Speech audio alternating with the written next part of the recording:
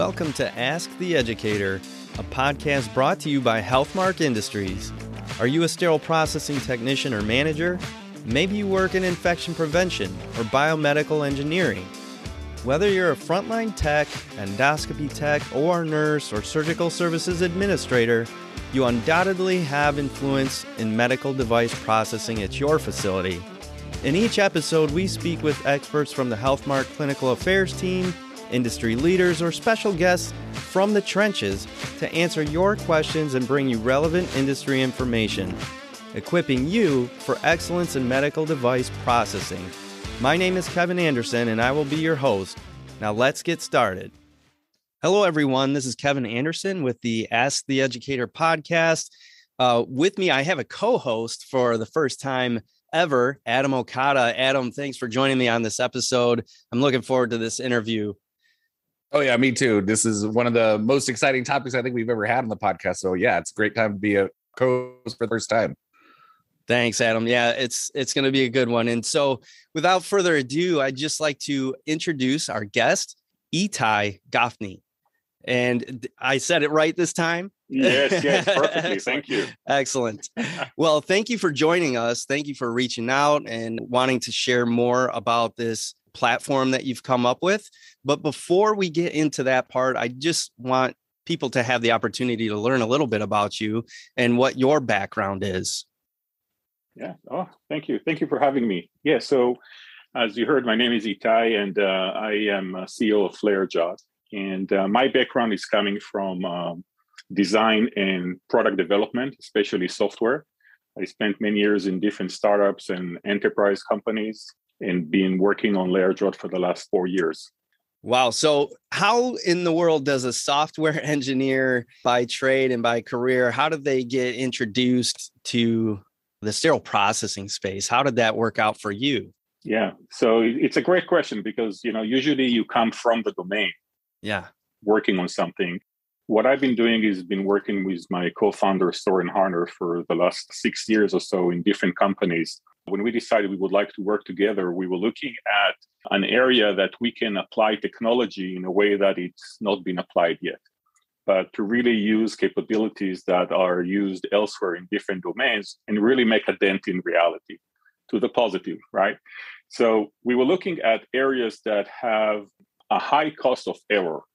So we were looking for places where there is a frontline worker that needs to do a lot of things and have a lot of responsibilities. And the outcome is really, really critical. And we looked at different areas like manufacturing or retail or other things around kind of supply chain. And we thought that in order really to make an impact, we need to work on something that the cost is not just money. The cost should be something even more important. And this is where healthcare came along. And we were looking at different scenarios in healthcare in which we can apply our vision of what we would like to do. And that kind of in a nutshell is that we developed an understanding of how to create a system that can map or bridge between physical object and digital systems. Meaning we can do things, we can understand how the physical scene is laid out and apply different rules or guidelines or verification on it. And as we were looking into these different scenarios, we happened to be invited to attend a one-day seminar over the weekend about sterile processing at the Stanford Children's Hospital.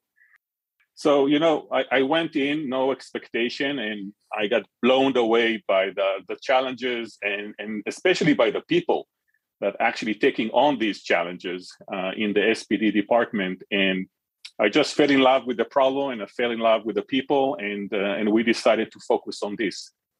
Wow. Yeah. So that's kind of similar to my experience. I was an OR nurse. When I came down to sterile processing, I thought I knew some things about sterile processing, and then I realized how much I really didn't. So I totally understand what you're saying about the people, about the process, about the department. Passionate people with a lot of things on their plate that really matter a great deal. And I think this solution you came up with is pretty fascinating. And, speaking of that, what did you see in the sterile processing department that kind of made you think about this project in particular? Yeah, that's a great question. So again, as a person that was not used to, to be in a SPD or to see a process, really kind of a newbie, like being a fly on the wall, but in a very clean, sterile way in the SPD department, I noticed things that are things like people need to remember a lot of stuff. And people need to be able to identify instruments that are pretty much the same, but from different vendors. And there is a lot of retention problems. So there is a lot of new people. And I see always senior people kind of shadowing and helping the new people. And I thought, there is a lot of things around knowledge capture and be able to identify stuff that we can help with. But to be honest, the number one reason that really got me into that is when I was asking people about a specific instrument and they didn't know what it was, could not identify it. They basically Googled the SKU. And then the results came from Google, from eBay, from all kinds of places of different instruments in different conditions. And I was thinking to myself, if I ever need to go into surgery, I really hope that the tray that will be prepared for that will not be done using eBay and Google image search. So this is really when it's connected the dot and gave me some personal motivation to say, Sori and I coming from the background of enterprise system, big data, analytics, computer vision, augmented reality, all the things that can really be impactful for this specific use case and for these frontline workers that working long shifts in a windowless basement. And we just said, you know what, there is something there, and we went for that. And from a technology perspective, we see that as kind of a very complicated task to be able to recognize and identify surgical instruments using computer vision, because it's a lot of similar widgets from metal, sometimes placed on metals or on different, towels and stuff. It's not a very clean environment from a computer vision perspective. So we actually took upon ourselves to focus on this really hard problem first, because every other problem, like recognizing whether you're wearing a shirt like another celebrity or whatever, it's much easier. So we were looking at really a hard computer vision problem that we can have an impact with. I don't know, Adam, was this something that maybe would have helped you out as a new SPD tech? Oh, absolutely. I can't tell you the number of times that I've thought that myself. Like, I wish there was a way that we could just take a picture of this and identify it. And Etay has found that solution for us. And it's just such a cool process. Etay, what can sterile processing technicians, how can they use your application to, improve their performance in the job? Yeah, that's a great question. So first of all, we're providing SID, Surgical Instrument Directory, for free. So you can just go to layerjot.com and register for it, and you can use it on your mobile phone or on your PC with a webcam. And we are about to release native apps for Android and iOS. So I don't know exactly when this podcast will be broadcast, but within June timeframe, you will be able to download it from the App Store. And therefore, what you can do with it, you can use SID in order to find information about instruments. You can search using text. We have some predefined keywords like key vendors or categories like forceps and so forth. You can search by length, by inches and centimeter, or you can actually just switch into the computer vision side and just snap 2 photos of that instrument, and we will give you the results of the instruments we can recognize that matching that specific item. Now, all of that is great to get you into the initial information about the instrument. So that would include its description and its name and some measurements. But we went further. We have integrated information from the FDA, for example, of purpose and use, so you can know what this instrument is used for. And we added the ability for anyone in the community to add pictures and notes and videos that would explain how to maintain that instrument, how to prepare it, what to inspect, and other things. Because one of the things that we believe in is that this community can help itself. And the people in the community are so amazing and so knowledgeable. So they really would like to share knowledge. In my past life, I used to work for a large enterprise company named SAP, and I used to run the content side of the SAP Developer Network. We built a community of developers that really helped each other to be able to develop the better software. And in this case, it's very similar. You have people that have been doing it for 20 years and you have people who are doing it for less than 2. And how do you bridge that gap? And how do you keep knowledge within the organization? And we thought that SID will be a great opportunity to give a platform to the community to start collaborate on, to add content, to be able to add knowledge and share it between themselves. And that's kind of our motivation with this free platform for everyone. That makes me wonder how, as a user of this application, how easy is it to kind of put information into the system that others can use and benefit from? Well, that's pretty simple. When you have searched for something and you did not find any, because we currently have about 65,000 instruments and we're adding more and more. Wow. But sometimes we have a vendor that you may come for a very specific niche, ortho or something that use a vendor that we don't have in the system. There is an option for you just to add an instrument, and you can basically add a vendor SKU description and photo of that instrument and then share it with the rest of the community. We do moderate all the contributions, and we have SPD technicians who are working with us in order to make sure that the right information is being entered by other members. And as we will grow, we will probably open that role of a moderator to more people in the community to give them the ability to help others and to help us to be able to review all the information from this fire hose to make sure that everything is accurate and fed back into the community as quickly as possible. And we spent about 2 years developing the technology that allow us to recognize instruments that were new to us almost in real time. So we encourage people to take 10 photos or 20 photos of instruments on our specific mat so we can get measurements correctly. And then they send all of these pictures to us. We just review them. And as soon as we approve them, these instruments can be recognized by all the community members. So imagine that your hospital is contributing and you have a lot of instruments that you care about. By doing that, you're helping many other hospitals that may not get to that, and many other technicians that may not be as familiar as you with that specific instrument. You know, I'm kind of glad you brought up the mat because I happened to notice this thing, and I don't know if it was online through a social media post or just through your website. I happened to see that mat sitting there, and it looks like it's basically the size of a regular piece of paper. Is that right? Yeah. So the mat is kind of an ongoing story. We have a love-hate relationship with it. So the system can work without the mat, okay, but it's much more accurate when you have the mat because it has all kind of markers on them that allow us to measure and adjust the image to a specific size. And that also allow us to have a area that is totally white so we can calibrate colors and other things. So there is some technical reasons that are doing that, and the barrier for the user of having to have the mat is known, and we are working to remove it, but for now we still need it. But the interesting thing about the mat is that we've been experimenting with a lot of different things, different pads and different materials. And at the end of the day, we had one of the SPD managers said, why can't I just print it? I have a printer here, I'm printing the count sheets. Why can't I just print it and throw it away? And we're like, yes, I guess we tried to over-engineer it. But, right. But the bottom line is that you can print it on any printer and then use it. But we also found a very specific paper that is tear-proofed and waterproof, and you can clean it and so forth.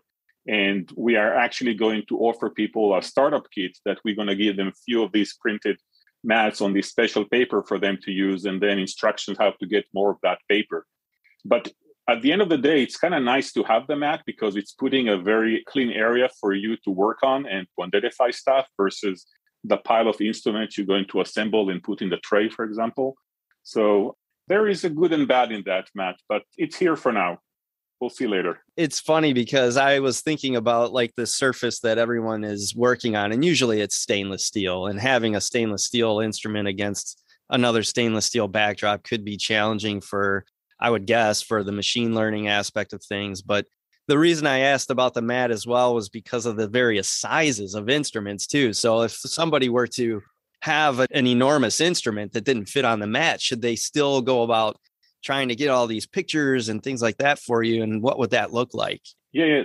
The mat is not creating a fence. It's basically creating some anchors. And if the instrument is going beyond the mat in each direction, that's fine as well, as long as we have the whole instrument and the mat in the same photo. So there's no problem with that. We went with the letter size /A4 paper because it's the most common one to be printed. We have A3 or bigger versions as well. But to be honest, we don't need that. In the future, it may turn into something smaller or may go away altogether. But like you said, the main purpose we have now is to differentiate the area that you're doing identification from the mess of other instruments that may be there. Although our system can recognize multiple instruments at once, for the purpose of SID, we are focusing on one-by-one instruments. We have other services that we may talk later on that help you with tray assembly that can work with multiple instruments. And for that scenario, it may be more relevant. Yeah, Etay, I was going to ask you, like, that kind of brings me to my next question, which was, what do you think future developments or what kind of future do you see for SID and Layerjot moving forward with this? Yeah, so what we would like to do is to really dig into SID and to go into two specific vectors or specific areas. One is to establish the biggest, widest, best catalog of surgical instruments across vendors that is not just computer vision enabled, that you can recognize it, but even a simple thing as having a photo or multiple photos per instrument will be a huge help for the community. So by getting people to crowdsource and to help us build that specific catalog, that's kind of our number one goal. The second one is to really improve the user experience and really make SID part of your daily workflow. And for that, we talked about it a little bit in the previous call, but just to go through some of the ideas. Right now, and again, taking from my user experience background, I was trying to create experiences that were very natural to people. So we created two things. One is a mobile app that you can easily, like an Amazon app or a shopping app, take photos of things and it tell you what it is and you can do things and get information. So that was a known paradigm. The second is using a webcam connected to your PC station and have everything done using either the touchscreen or a keyboard. So again, we would like to do that. And we have technologies of hand tracking and gesture recognition that allow us basically to start creating experiences that will allow you to use SID in a way that it's really, really innovative. And I'll give you a couple of examples. Imagine, as this is an audio podcast, imagine that you are placing an instrument under a camera and you have a preview of it on the screen or not, and you just lay two fingers on it, and then the computer tell you what it is. You put three fingers on it, and it's basically marked it as assembled for a specific tray you're working on. So really not touching anything. Or imagine that you're wearing smart glasses, and you just need to look at the instrument, and there is a laser pointer that follow you around. And as soon as you put the laser on a specific instrument and wait a second, it tells you what it is in your ear. So all of these products we already have, like we have prototypes and we have these different technologies that we demonstrate in different shows. But imagine if you are a technician in Decon and you don't need to touch a screen in order to do any actions, because all you need to do is hand gestures and just say, thumbs up, this is clean, thumbs down, this is broken. And as we recognize what the instrument is, this is already doing the data entry for you. So our vision for SID is to be able to recognize any surgical instrument that you're using and be able to start applying logic to it and using hand gestures and other things to give you the ability to do data entry in a way that will be very easy for you and also something that will save you a lot of time and errors while doing this data entry. Gosh, that sounds so futuristic, but it sounds really cool at the same time. You know, I don't know about you, Adam, but I'll sign up for somebody to try out the new glasses and give them a whirl. You got it. Oh yeah, we're on board. We'll be your beta testers right here. You got it. Yeah, we are attending again another. There was an AWE conference in the San Francisco area this week for augmented reality, and we are presenting some of our solution with some augmented reality glasses developer partner that really showcase that as part of their different things. But Yeah, I'll be happy to later on kind of share some more links and other things you can share with the listeners. Wow, that's awesome. Yeah, so I can't help but think about another possible application for this. And this isn't, to some of our sterile processing folks have actually come from the OR. So I'm just curious, have you crossed over to showing this to the operating room nurses and surgical technologists? Because one of the burdens as a new employee in that arena is learning all those instruments. And it's a huge challenge, as you can imagine, just like it is for sterile processing. So I was just curious if you've actually broken the ice in those arenas as well. Yes, we have. Right now, we are focusing on SID to be able to really recognize all the instruments. For the OR, we have two things. We're working with companies that are doing tracking systems. So we have a product called EasyTray, and you can see a little bit on our website. In the next version of EasyTray, you will be able to learn all the instruments that are part of a tray before you need to assemble them, just as information.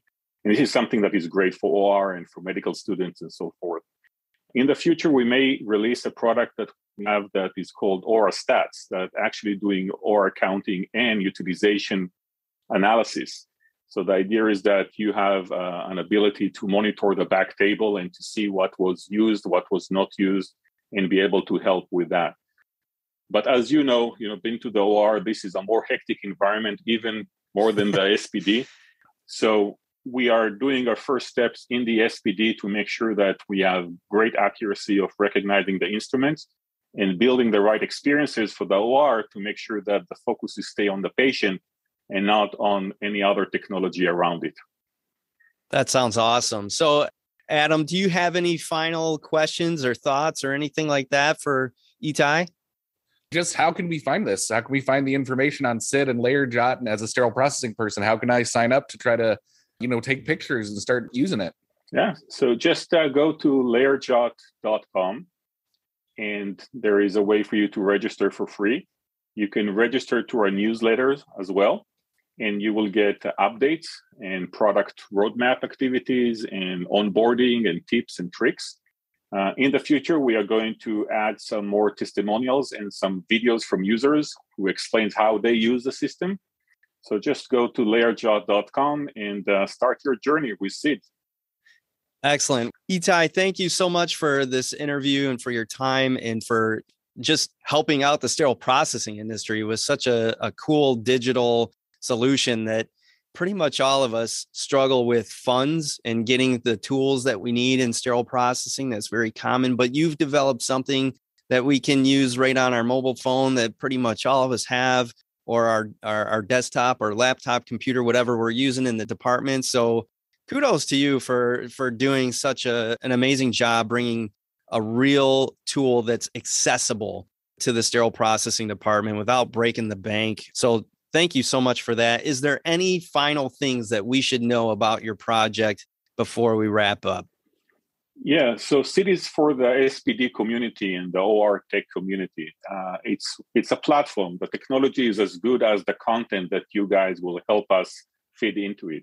So please try it out, send us feedback on how we can make it better, and help us learn more instruments to identify and to provide accurate content so you can benefit from it. Excellent. Well, thank you again. I really appreciate your time and your efforts in helping out the industry. It's awesome. My pleasure. Thank you, guys. That wraps up our interview with Etay Gafni, CEO at Layerjot. Adam and I had a great time getting to know Etay a little bit during the planning of this podcast, and he had nothing but great things to say about the people in the sterile processing industry. Using solutions that he had used in other industries, Etay and his team were able to develop the Surgical Instrument Directory, better known as SID. This is an application designed to help you, the frontline technicians, do a better job identifying surgical instruments and to find out more critical information about those instruments. Soon there will be a SID application in the Android and Apple app stores, but now you can access the SID app right from your phone in the browser and get started identifying all your surgical instruments. You will find this easy-to-use application on the web at layerjot.com/SID. Go check it out. I want to thank you all for listening. Please remember to subscribe and to share our podcast with others. Thank you.